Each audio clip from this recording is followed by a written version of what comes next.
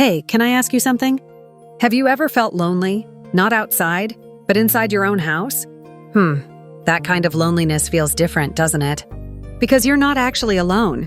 There are people around, there's noise, there's movement, and yet you feel invisible. If you watched my earlier video on parental favoritism, you know how even small differences in treatment can affect a child. Today, I want to talk about what happens after that, the part that stays with you quietly. So, how it usually starts? Maybe growing up, one child got more attention, more patience, more softness. And you? You were the one who was expected to adjust, to understand, to manage. You heard things like, "You're the eldest, so give in," or "Let your sibling have it, you're more mature." Sounds familiar, right? Even I have heard it. Those words did something. They taught you that your needs were flexible, that your feelings could wait, and slowly, something inside you changed. You stopped speaking up, because what was the point? You stopped expecting comfort, because you knew who it would go to. You learned to sit quietly in the same room, feeling like you weren't really part of it. That's how emotional loneliness begins. Not from being alone, but from not being seen. It hurts deeply, right? Now let's move forward in time. You grow up. On the outside, you look fine. You become responsible. You become capable. People even call you strong. But inside, something still feels unsettled. You notice that you rarely ask for help, not because you don't need it, but because needing someone feels uncomfortable.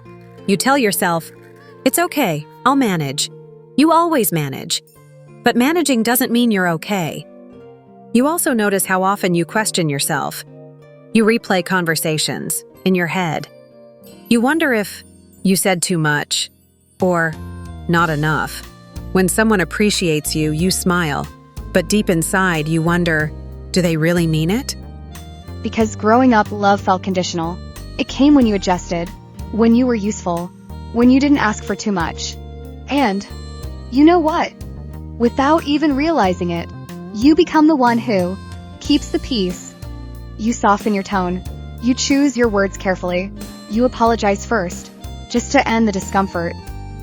You tell yourself you're being mature, but really you're still protecting yourself from feeling invisible again. Relationships? They're confusing.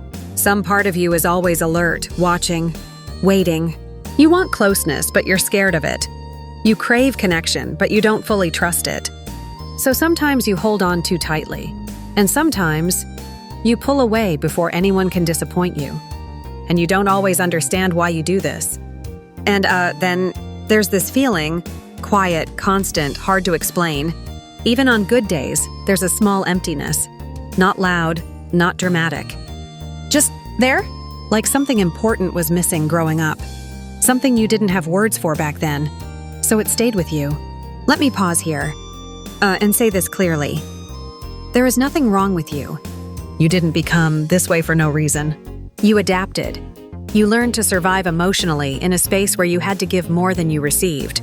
And that adaptation stayed. This isn't about blaming your parents. Most of them didn't realize what they were doing. Because suddenly, your patterns make sense.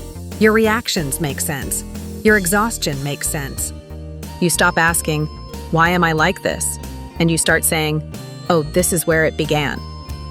And you know what's the most hardest part?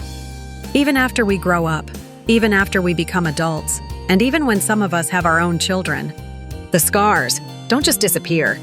They show up in small moments, in our reactions, in the fear of repeating what hurt us.